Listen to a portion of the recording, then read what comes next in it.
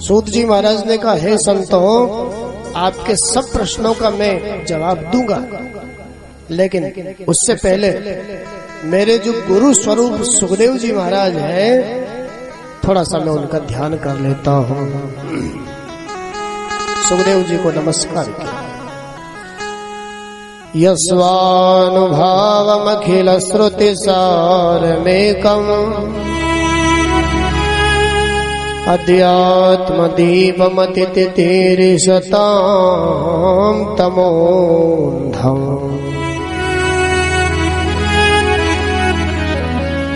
संसारिणां करुणयाः पुराणगुह्यम् तं व्याससूनुमुपयामि गुरुं मुनीनाम् तं व्याससूनुमुपयामि गुरुं मुनीनाम्।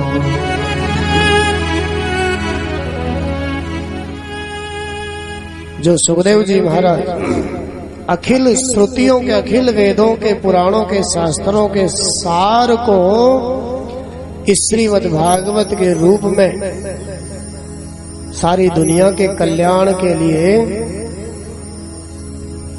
अध्यात्म रूपी दीपक भागवत के रूप में जिन्होंने जलाया, दुनिया के कल्याण को करने के लिए संसार के लोगों पर करुणा करके, दया का भाव करके, ऐसे पुराणों के रहस्य को जानने वाले व्यास जी के बेटे सुखदेव जी महाराज को नमस्कार किया। सुखदेव जी को नमस्कार किया। सूत जी महाराज ने तो ऋषियों ने पूछा, महाराज आपने सुखदेव जी को अपना गुरु स्वरूप बताया, तो हम तो जानते ही नहीं है सुखदेव जी महाराज कौन है। आप बताइए ना सुखदेव जी कौन है, हम सुखदेव जी के बारे में जानना चाहते हैं। सूत जी महाराज ने संक्षिप्त में सुखदेव जी का परिचय दिया और कहा, भैया सुखदेव जी का परिचय देते हुए मैं तुम्हें यही कहूं, व्यास जी के बेटे। उससे पहले गोलोक धाम में किशोरी राधा जी परमात्मा श्री कृष्ण के साथ में विराजमान। तो यही सुखदेव जी महाराज तोते के रूप में किशोरी राधा जी के पास में रहते हैं। उसके सुख पक्षी हैं, क्रीड़ा पक्षी हैं राधा जी के, किशोरी जी के। किशोरी जी को परमात्मा श्री कृष्ण के पास में कोई संदेशा भेजना होता है, कोई संदेश मंगवाना होता है, तो सुखदेव जी के द्वारा ही वह संदेश आदान प्रदान दोनों में होता है। बड़े आनंद से सुखदेव जी गोलोक धाम में रहते हैं। लेकिन किशोरी जी तो दया की मूर्ति है ना, करुणा की मूर्ति है किशोरी। किशोरी जी की दृष्टि एक बार गोलोक धाम से संसार के कलुषित पापी जीवों पर पड़ी, दुखी जीवों पर पड़ी, जो अपने अपने कर्म का भोग भोग रहे हैं।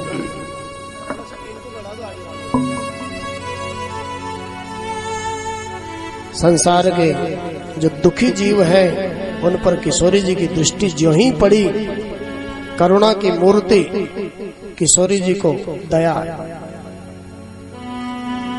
और किशोरी जी को दया आते ही सुखदेव जी महाराज को कहा, किशोरी राधा रानी, बेटा सुखदेव तुम जाओ ना मृत्यु लोक में, धरती पर, और भागवत धर्म का प्रचार प्रसार करो, जिससे संसार के जीव परमात्मा से जुड़े और इनके सारे के सारे कर्म समाप्त हो जाए, उन कर्मों का फल इनको भोगने को नहीं मिले। जाओ ना धरती पर। सुखदेव जी महाराज ने तो मना कर दिया, नहीं माँ, आप जो चाहो वो मुझसे करवाओ, लेकिन मृत्यु लोक में मत भेजो। क्यों? क्योंकि मृत्यु लोक का नियम है, वहाँ जो भी जन्म लेता है, जो भी जाता है, उसको भगवान नारायण की जो वैष्णवी माया है, वो माया घेर लेती है। चाहे कितना ही बड़ा ज्ञानी, ध्यानी, तपस्वी, त्यागी क्यों न हो, माया से बचना बहुत मुश्किल है। सारे जग को इस माया ने नचाया है, तो मैं माया के चक्कर में पड़ना नहीं चाहता। सुखदेव जी महाराज ने मना करा, लेकिन किशोरी जी ने कहा जाना तो होगा बेटा। संसारियों की हालत क्या है, अज्ञान के कारण, इसलिए भागवत धर्म का प्रचार प्रसार करने के लिए जाना तो होगा। मैं तुम्हें आशीर्वाद देती हूँ, भगवान नारायण की वैष्णवी माया का तुम्हारे जीवन पर कोई असर नहीं होने वाला। बाकी तो सबके ऊपर माया का असर होता है, लेकिन किशोरी जी ने आज आशीर्वाद दिया। सुखदेव जी ने परम पर एक वृक्ष पर सुग्गा और सुग्गी के अंडे के रूप में जन्म ले लिया, जगत कल्याण के लिए।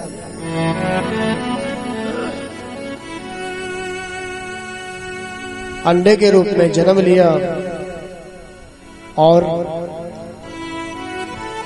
सुखदेव जी का प्राकट्य करवाना है, इसलिए सारा का सारा योग ऐसा बनाया। परमात्मा ने अपनी ऐसी लीला करी।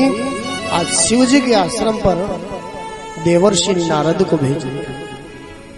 सब जानते हो आप ये कथा, जिसको अमर कथा के नाम से जाना जाता है। नारद जी महाराज पधारे, भगवान शिव समाधि में बैठे हुए हैं। भगवान शिव को तो राम नाम के अलावा दूसरा कोई काम ही नहीं है।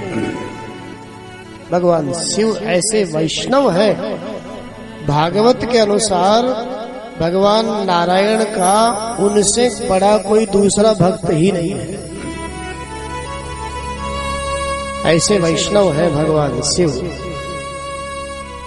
एक क्षण की भी फुर्सत मिलती है ना उनको, फिर लग जाते हैं भगवान के नाम में। समाधि में स्थित है भगवान शिव। नारद जी आए आश्रम पर, माता पार्वती ने बहुत सुंदर स्वागत किया। आओ बेटा नारद, कहाँ से पधारे? अरे आजकल तो आना जाना बिल्कुल बंद सा ही कर दिया तुमने, आया जाया करो ना, आने जाने से थोड़ा प्रेम बना रहता है। नारद जी महाराज ने कहा वो तो बात ठीक है माँ, आवाज तो आ रही ना सबको, वो तो बात ठीक है माँ, लेकिन आजकल हमने सभी जगह से आना जाना थोड़ा कम कर दिया है। केवल आपके यहाँ नहीं, सब जगह का आना जाना कम कर। क्यों? क्या बतावें माँ, जहां भी जाओ, जहां भी देखे, सब में बनावटी प्रेम है, बनावटी दिखावटी प्रेम है। वास्तविक प्रेम कोई किसी से करता नहीं। जिसको देखो दिखावे का, स्वार्थ का प्रेम झलकता है। और ऐसी जगह क्या जाया जाए माँ, जहां वास्तव का प्रेम नहीं हो, दिखावे का प्रेम हो। क्या जावे ऐसी जगह? अरे हमने तो देखा माँ, पति पत्नी का रिश्ता तो इतना मधुर होता है गृहस्थों में, लेकिन वहां भी स्वार्थ का प्रेम, अपनी अपनी इच्छाएं, अपनी अपनी कामनाएं, कामना पूर्ति का प्रेम। इच्छा पूर्ति नहीं है तो फिर वहां भी प्रेम में खटास आ जाती है, स्वार्थ का प्रेम। माँ बेटे का भी आजकल स्वार्थ का प्रेम। क्या जावे माँ ऐसी जगह जहां प्रेम नहीं है?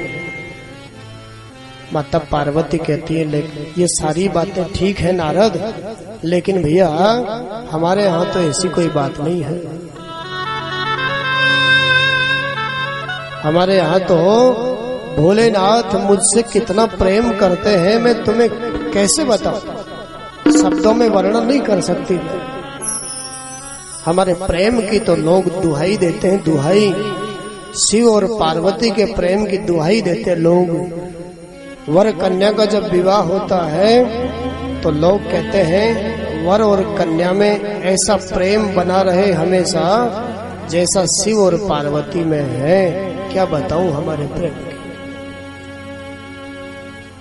नारद जी कहते हैं कोई बात नहीं माँ, अच्छी बात है, आपके पति आपसे प्रेम करते हैं, बहुत अच्छी बात है, नहीं तो संसार में देखने को नहीं मिलता आजकल ये सब। लेकिन माँ, जहाँ वास्तव में सच्चा प्रेम किया जाता है वहाँ कुछ छुपाया नहीं जाता है, कुछ कपट नहीं किया जाता है। और जहाँ कपट होता है, जहाँ कुछ छुपाया जाता है, वो प्रेम हो नहीं सकता। माता पार्वती कहती है, नारद, इसके लिए भी मैं तुम्हें कहना चाहती हूँ, भोलेनाथ इतना प्रेम करते हैं मुझसे, गोपनीय गोपनीय गोपनीय जो मंत्र है उस मंत्र को भी मुझे आकर के बता देते हैं। इतना प्रेम। अरे जाने दो नारद, भगवान शिव इतना प्रेम करते मुझसे, समाधि में जिस स्वरूप का दर्शन होता है उनको, उस स्वरूप को भी मुझे आकर के बता देते हैं। इतना प्रेम करता। माता पार्वती से नारद जी कहते हैं, ये तो बहुत अच्छी बात है माँ, ऐसा सौभाग्य आजकल कहाँ प्राप्त है लोगों को, आपको प्राप्त है, बहुत अच्छी बात है। लेकिन माँ, मैं पूछना चाहता हूँ आपसे, जब आपके पति इतना प्रेम करते हैं आपसे है, तो आपके पति के गले में, भोलेनाथ के गले में एक मुंडों की माला है, क्या उस मुंडों की माला के बारे में कभी आपको बताया भोलेनाथ ने? माता पार्वती तो सुनते ही एकदम खड़ी की खड़ी रह गई। नारद, प्रेम तो बहुत करते हैं भैया, लेकिन मुंडों की माला में किसके सिर लगे हुए हैं ये बात तो आज तक नहीं बताई। नारद जी महाराज कहते हैं, 24 घंटे जिस माला को अपने गले में धारण करके रखते हैं, उस माला में किसके सिर लगे हुए हैं ये बात आपको आज तक नहीं बताई। माता जी, धोखे में मत रहना, कोई प्रेम प्रेम नहीं है, आपकी गलतफहमी है, इस धोखे में मत रहना। क्योंकि जहाँ प्रेम होता है वहाँ कुछ छुपाया नहीं जाता। ये कैसा प्रेम? 24 घंटे जिस माला को गले में धारण किए हुए हैं, आज तक आपको ये नहीं बताया कि इसमें किसके सिर लगे हुए हैं। कोई बात नहीं माता जी, अब आप जानो और आपका काम, मैं तो चला। इतना ही काफी है ना नारद जी के लिए। बोलिए भक्तवत्सल भगवान की जय हो। नारद जी महाराज तो चले गए। जाते जाते भोलेनाथ से और कहते गए, माता जी आपको आश्रम में याद कर रही है। भगवान शिव कहते हैं, आप मेरे घर आए हो तो जरूर याद कर रही हो, वैसे तो नहीं करते। भोलेनाथ आए आश्रम पर, सबसे पूछा। माता पार्वती का तो अब हाल दूसरा ही है ना, कोप भवन में चली गई है ना माता पार्वती। पुराने जमाने में तो लोग एक कमरा मकान में अलग से ही बनवाते थे, ऐसा भाव है संतों का। मकान बनवा करके कमरा अलग से बनवा देते थे, उसके सामने लिखा होता था कोप भवन। जब कभी उनकी पत्नियां उनसे रूठ जाती थी तो उस कमरे में चली जाती थी श्रृंगार को त्याग करके। समझ जाते थे वो आज किसी न किसी बात से रूठी हुई है, फिर मनाने में लगते थे। तो वैसे ही शंकर भगवान भी आज माता पार्वती से पूछ रहे हैं भगवान भोलेनाथ, देवी क्या बात है, मुझसे कोई भूल हुई क्या, बताइए ना।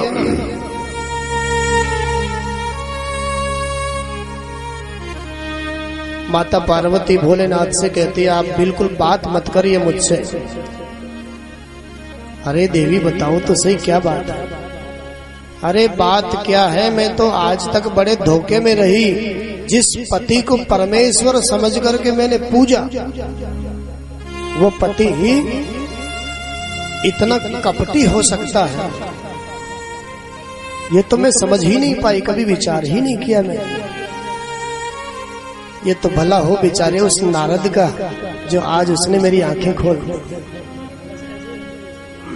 भला हो बेचारे उस नारद का जो आज उसने मेरी आंखें खोल दी। भगवान शिव कहते हैं, देवी मैंने तो आज तक तुमसे कोई कपट किया ही नहीं, कोई चीज छुपाई नहीं है। समाधि में जो दर्शन होते वह भी तुमको आकर के बताया और फिर भी तुम मुझे कपटी कहती हो। कपटी तो वह होता है ना जो कुछ छुपाता है। मैंने तुमसे कुछ छुपाया नहीं आज तक।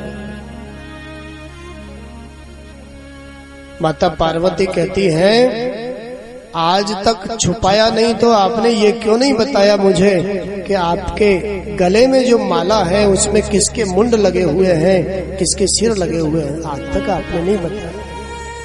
भगवान शिव ने कहा देवी ऐसा कोई प्रसंग कभी चला ही नहीं जिस प्रसंग में मैं तुम्हें ये बात बताता, लेकिन फिर भी आज प्रसंग चल ही गया है तो मैं बता देता हूँ। तुम मेरे प्रेम पर संदेह कर रही हो, लेकिन मैं तुम्हें बताना चाहता हूँ मैं तुमसे कितना प्रेम करता हूँ, कितना प्रेम करता हूँ। इस बात का यदि मेरे पास कोई प्रमाण है तो ये मुंडों की माला ही प्रमाण है। कैसे?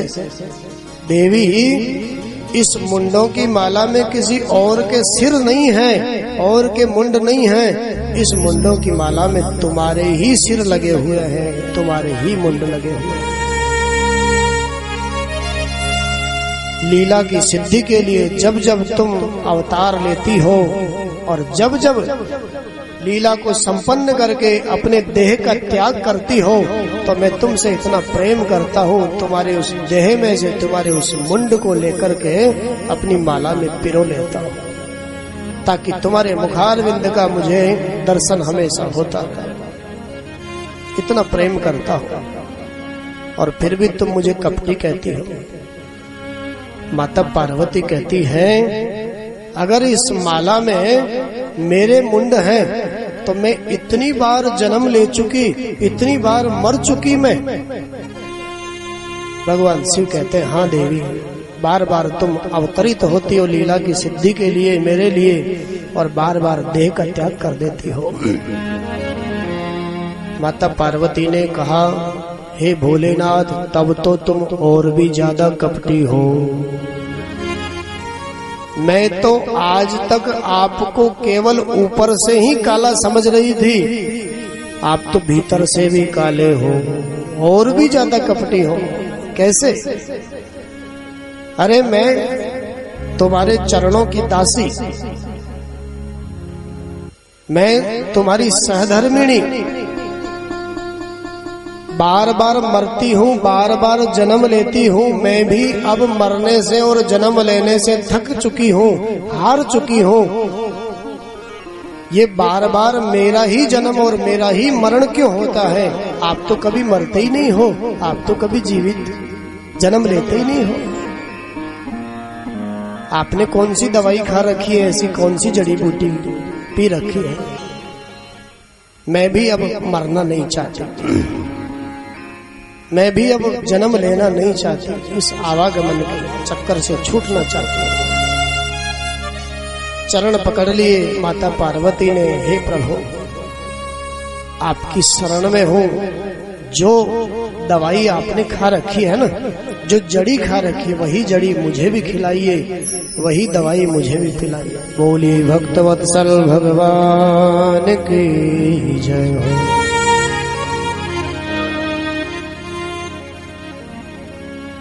भगवान शिव ने कहा देवी मैंने तो अमर कथा का पान कर रखा है। भगवान के नाम रूपी जो चर्चा है, कथा है, उस कथा का पान कर रखा है और उस कथा को पीने से उसका प्रभाव है। कभी मेरा जन्म नहीं होता है, कभी मेरा मरण नहीं होता है। मैं जन्म मृत्यु के चक्कर से मुक्त हूँ। तुम भी आवागमन से छुटकारा पाना चाहती हो, जन्म मरण के चक्कर से छूटना चाहती हो, तो देवी उसके लिए तुम्हें भी उस अमर कथा का पान करना होगा।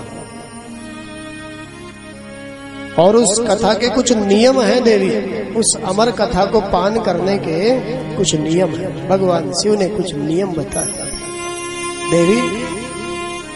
उस कथा का पहला नियम है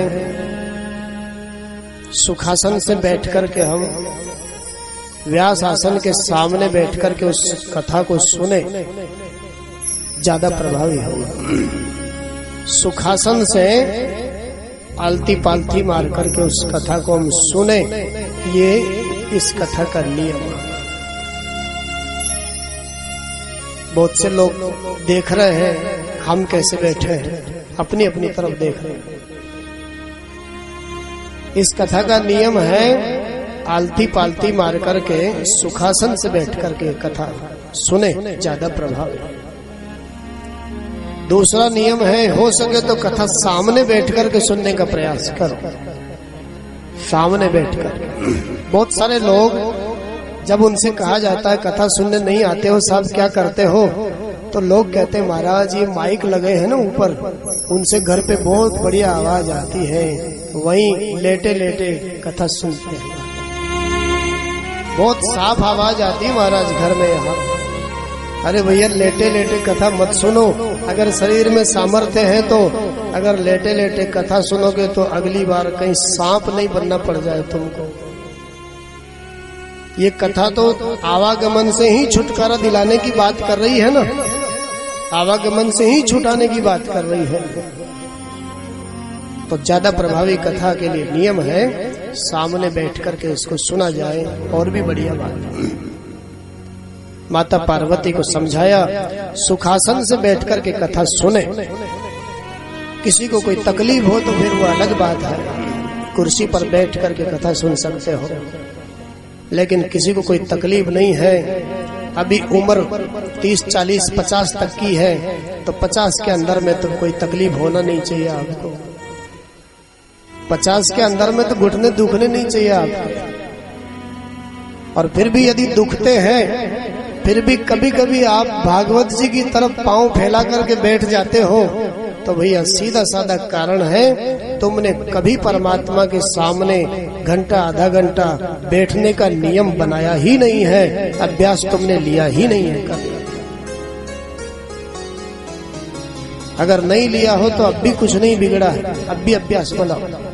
अपने ठाकुर जी के सामने रोज बैठो, आपको जितना समय मिलता है, जो आपको आता है, वहां मंत्रों की जरूरत नहीं है कि बहुत बड़े बड़े मंत्र गाओ आप, नहीं।